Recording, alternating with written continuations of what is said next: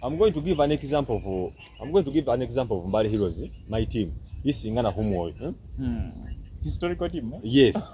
Itimu hii bama sabo sister nachitegerere. Itimu hii nga in fact you talked about half time something Yeah. Kumpira kuli half time. We are very happy that the team is doing very well We expect the graphics, we expect everything to be standard. Umundu hali mushisawe na ya following a game. Very good. Following a game, afune ni kumwa ukuloma kuli wow. You know we went to Busia, Kwatiro hinya Busia fisheries But everyone was like, man, abuno busaji obugusubuli organized. Watch together. Team well organized. Why? Simply because we had a wish nana. We went with the bus of Mbale Progressive. Thank you so much, Director Omar Ugali wa Nkabasa kutoka Yanza. We reached Busia buli muntu nagamba katimu kali organized. Kuda bula mukisawe, everything is fine. Abayibusia ne batende bagamba katimu kali organized. So, our twali organized. But when it comes to social media, lwachi na abata kubanga heroes ini abantu mu Uganda yosiza bajigana. Social media present, let me check how many followers are they having as continue. Rani ali checking following yetu ina kuchi ku social media ya Mbale Heroes. Teams in Mbale. I think these guys just need to be lectured the role of social media, the role of media on the team. Now where are we heading now? Almost everything is going online. Online, yes. And there is no way you say you do your stuff without putting it on social media or mainstream media. Very good. Media plays a very big role, and that's the PR role, and that's the marketing role. You will not get a sponsor who does not get mileage. Very good. Because what is the use of Wabomba Sports sponsoring Mbale Heroes when Wabomba Sports is not known by the public? Very good. What will the sponsor, benefit in return? Yes. So that's why we should embrace media. Media plays it can build or break. That is it. It can build or break. So the more we embrace media presence, the more we develop our sports in the region. The more we develop our clubs in the region. Ronnie, our last topic is I was asking about Mbale Heroes. Mbale Heroes ziri ni followers Lukaga. Asatu Munya. That is the following that should be for an individual, not a club. Not a club.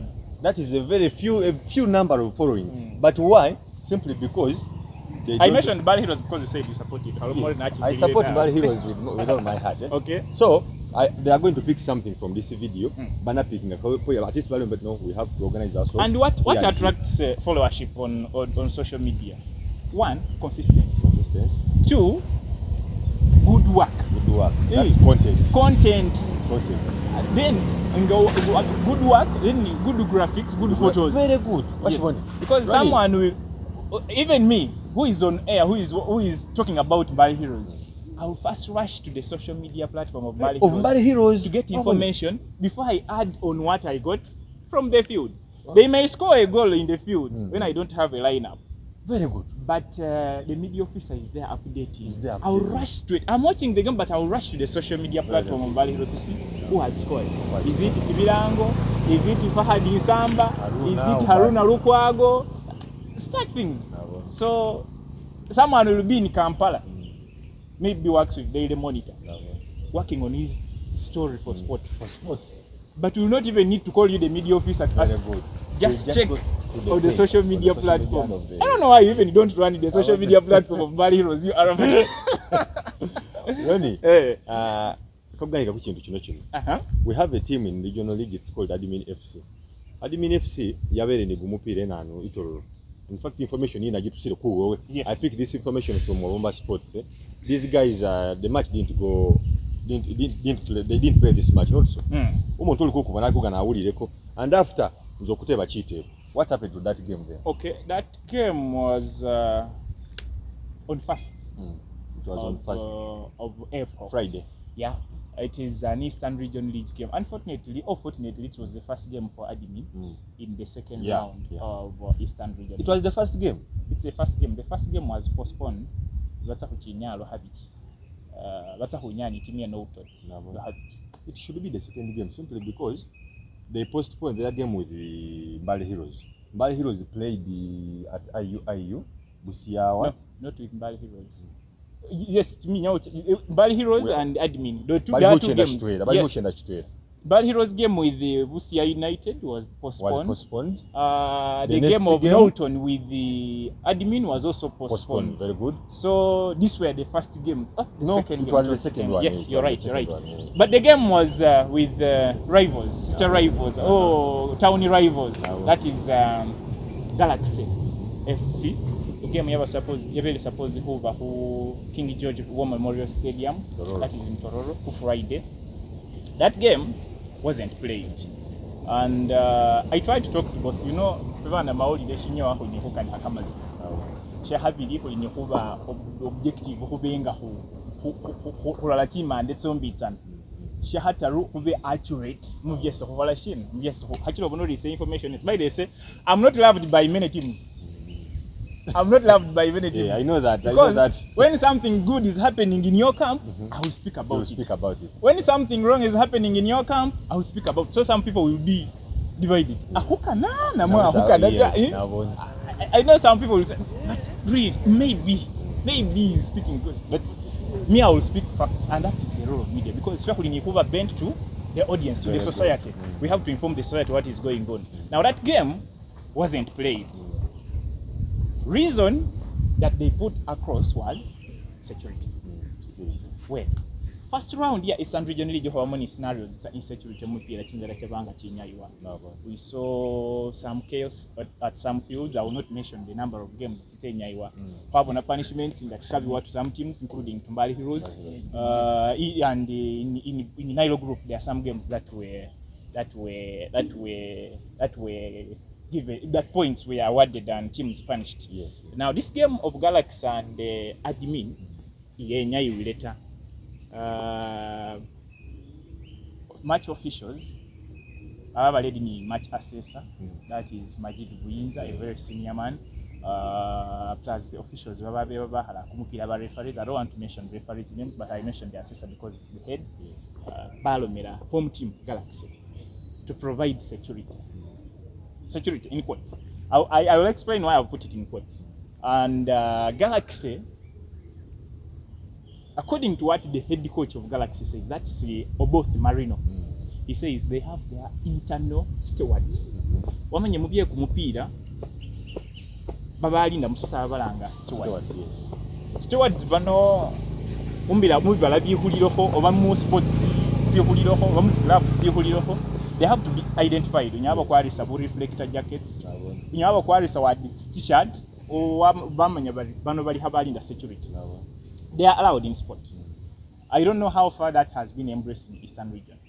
But Eastern region, it seems, security bakana police. Bakana police, yes. Police here, uniform here, Timundu, yes. I don't know whether Ivalutalo ever shinata, but crowd management, ni mundu, chiko king, I don't know. Yes. So, Galaxy by insisting about we have our own security. Yes. So they thought it was a joke.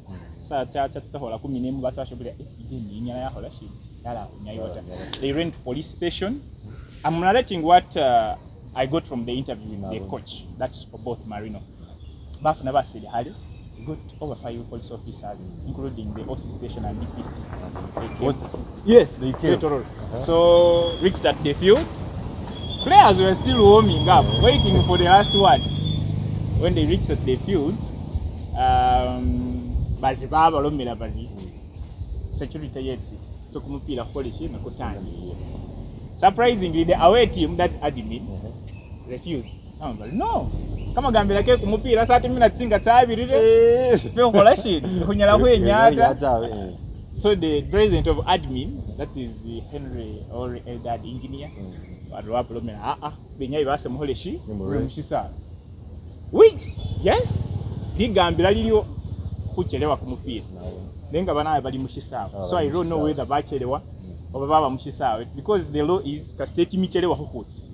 But these ones were already around.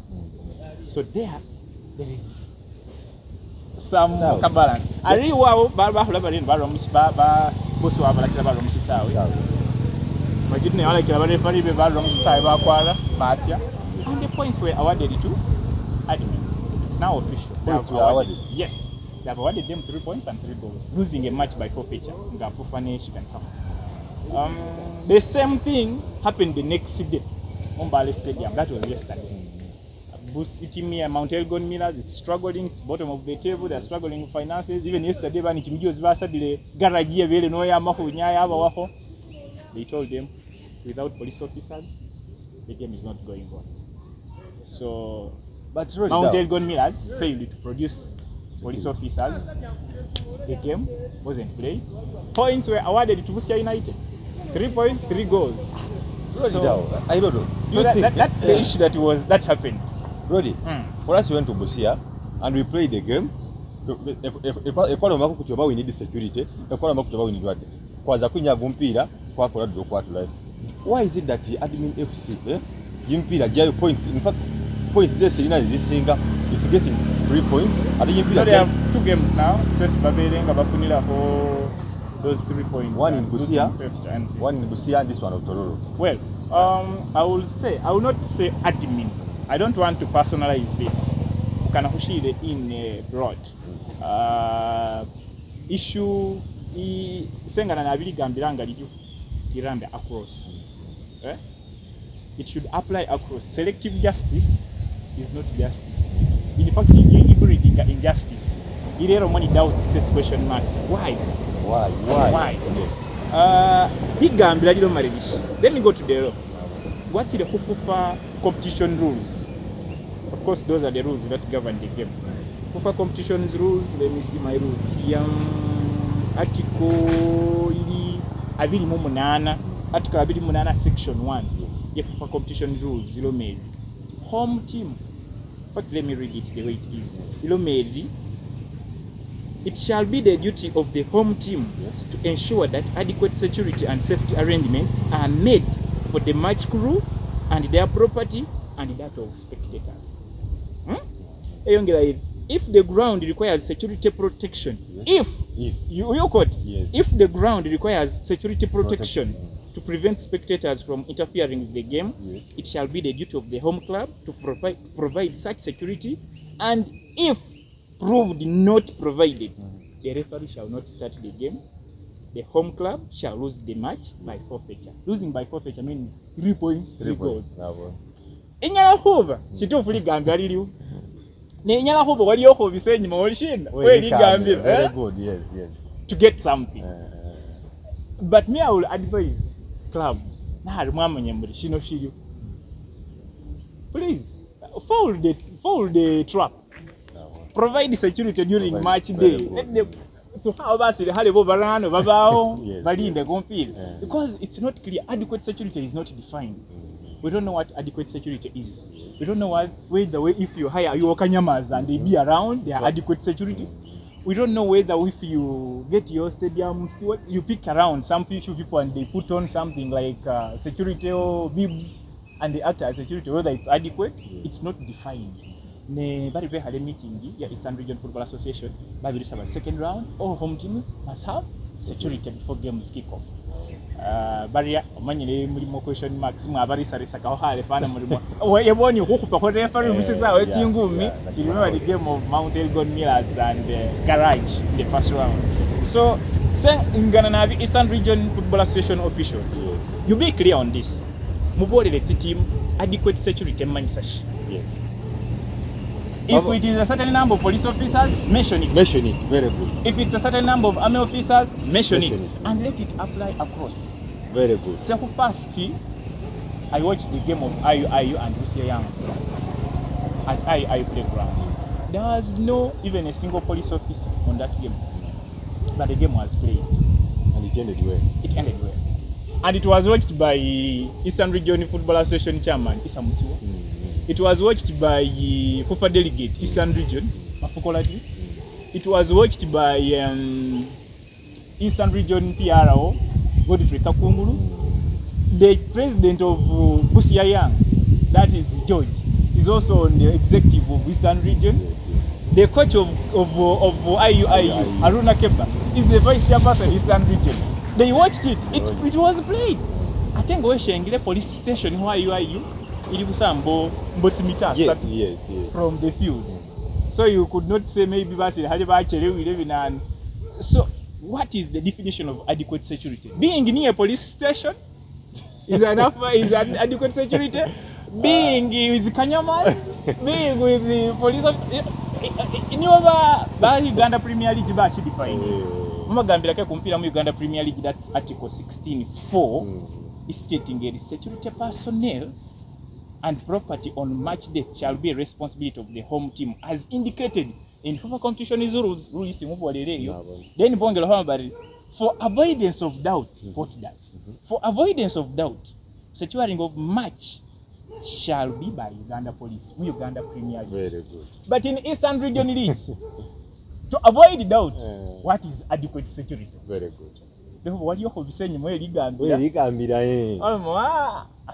adequate security.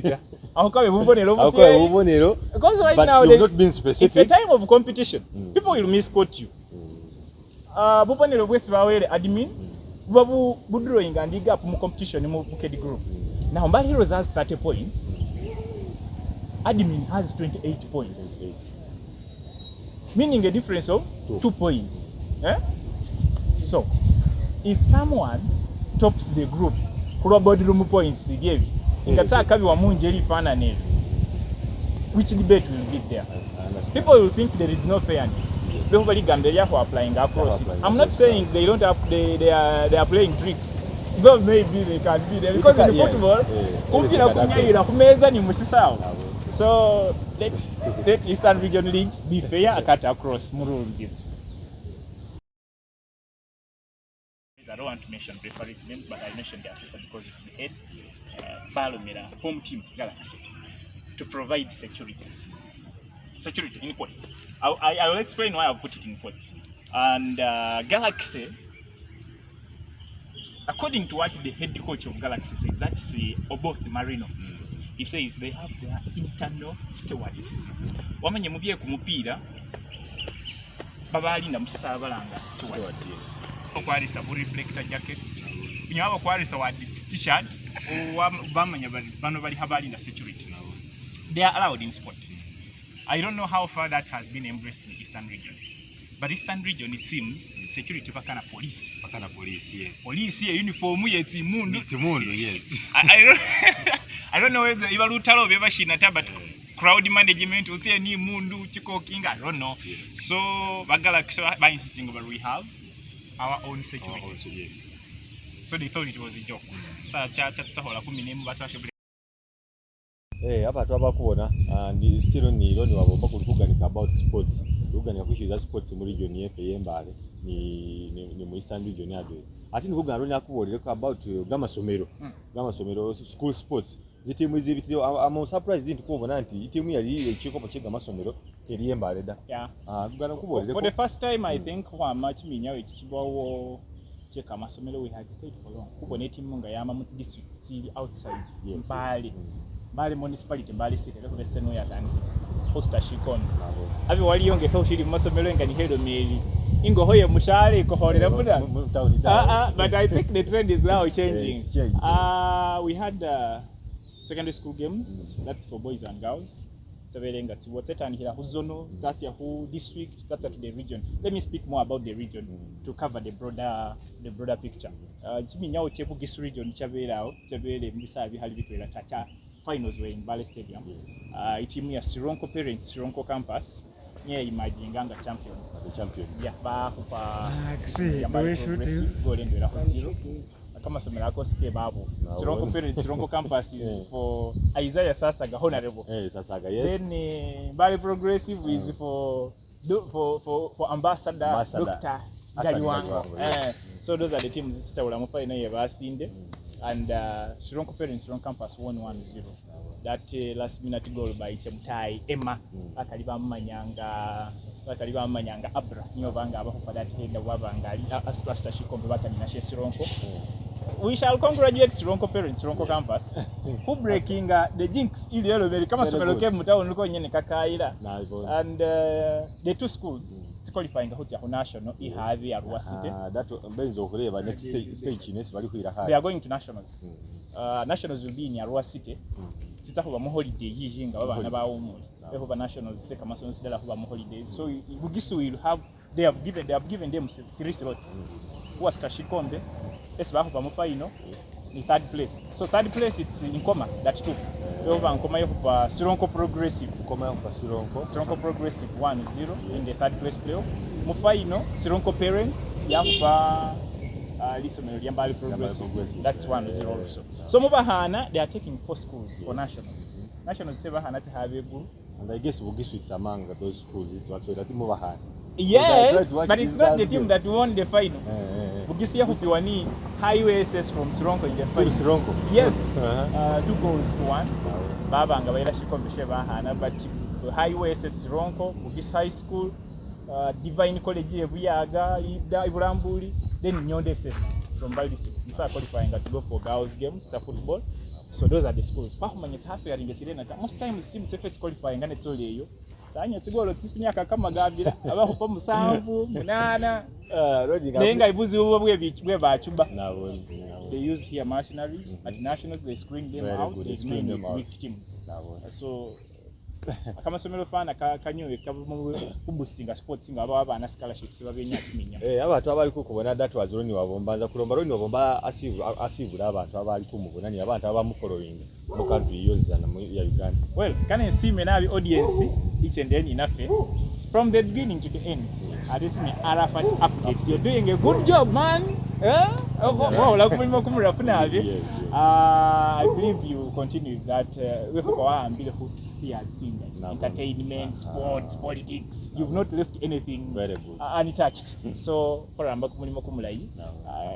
never see mamu following. Go kana who following Gabia Sports, you go to Wabomba Sports page. Wabomba Sports, search, you get that page, liking, following. Timely updates, more so local. Send it now if I know local content. 80% of my content is local. Yeah. International for people like Arafat to know about Manchester United. How it's being beaten. Yesterday it drew 1-1. So Jayo, WhatsApp group unfortunately it's but still it's also Wabomba Sports. For Twitter it's also Wabomba Sports. So all social media platforms. Personal handles it's Wabomba Roni. Open Gate FM all sports programs. Okay, thank you so much Bama Samwesizana. That was Roni Wabomba bali kukuganira ku sports muna mu region nene.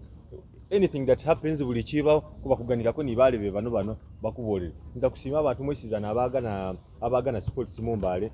Dr. Sani ambassador gali wango wanyana alikugana sports mu Mbale wanyala kubagira timu ya Mbale Heroes. In fact, you are very happy. Ni abantu bosizana. Management ya Kataka FC, please, we love you so much and we have hopes in you. Kataka is going to Uganda Premier League. Yes, we have hopes in you. We want to see Vipers, we want to see KCCA coming in Mbale Stadium, please. Just tighten your belt. Mukaruzi ngagu mpira dawe da. I don't love Kataka FC when they are playing with Mbale Heroes.